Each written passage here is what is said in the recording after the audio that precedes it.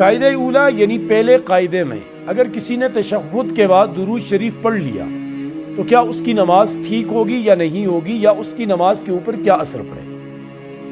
اس میں ذرا سی تفصیلیں میں آپ کے سامنے عرض کرنے جا رہا ہوں، اسے بغور سنیے گا اور اپنے جو متعلقین ہیں، جو نماز کے پابند لوگ ہیں، ان سے بھی اس کو شیئر کیجیے گا۔ دیکھیے، ہم جو نماز پڑھتے ہیں جس میں قاعدہ اولا ہوتا ہے، وہ نماز جو ہم پڑھتے ہیں وہ یا 3 رکعت ہوتی ہے یا 4 رکعت کی نماز ہوتی ہے۔ پھر اس میں تفصیل یہ ہے کہ وہ 4 قسم کی نمازیں ہیں، یا ہم فرض نماز پڑھتے ہیں 4 رکعت 3 رکعت، یا ہم وتر واجب پڑھتے ہیں 3 رکعت، یا ہم سنت مؤکدہ پڑھتے ہیں 4 رکعت، یا ہم سنت غیر مؤکدہ یا نفل نماز پڑھتے ہیں 4 رکعت۔ اب ان چاروں کے احکامات ذرا الگ ہیں۔ پہلی جو 3 قسم کی نمازیں ہیں، فرض نماز 4 رکعت 3 رکعت، وتر واجب 3 رکعت اور سنت مؤکدہ 4 رکعت، ان نمازوں کے اندر قاعدہ اولا کے بعد درود شریف بالکل نہیں پڑھنا ہے۔ اگر کسی نے غلطی سے پڑھ لیا تو کیا اس کی نماز ہوگی یا نہیں؟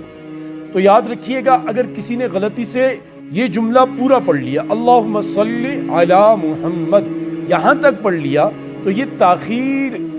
کرنے کے زمرے میں آئے گا، کہ لہٰذا اس تاخیر کی وجہ سے سجدہ سہو اس کے اوپر لازم اور واجب ہوگا۔ اب ایسا بندہ جس نے پہلے قاعدے میں غلطی سے اللہم صلی علی محمد یا اس سے زیادہ پڑھ لیا اور پھر وہ کھڑا ہوا، تو اب یہ بندہ آخری قاعدے میں سجدہ سہو کرے گا، اور سجدہ سہو کرنے کے بعد اس کی نماز درست ہو جائے گی۔ اگر اس نے سجدہ سہو نہیں کیا تو اس کی نماز کا اسی وقت کے اندر اس کے اوپر اعادہ کرنا لازمی ہے۔ اور اگر اس نے اللہم صلی علی محمد سے کم پڑھا، اللہم صلی پڑھا اور ذہن میں آیا اور اٹھ کر کھڑا ہو گیا اللہ اکبر کہہ کر، تو چونکہ یہ تاخیر اتنی نہیں ہے کہ جس کی وجہ سے سجدہ سہو لازم ہو، لہٰذا تو یہاں اب سجدہ سہو کرنا ضروری نہیں۔ رہی بات 4 رکعت نماز سنت غیر مؤکدہ کی اور نوافل کی، تو ان کے اندر بہتر اور مستحب یہ ہے کہ بندہ پہلے قاعدہ میں درود شریف بھی پڑھ لے،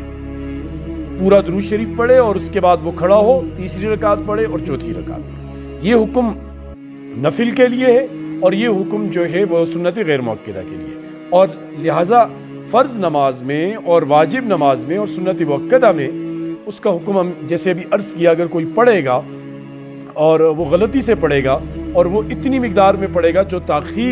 جس کی وجہ سے تاخیر پیدا ہوتی ہو، تو اس کے اوپر سجدہ سہو ہوگا، وگرنہ نہیں ہوگا۔ اللہ ہمیں سمجھ کی توفیق نصیب فرمائے۔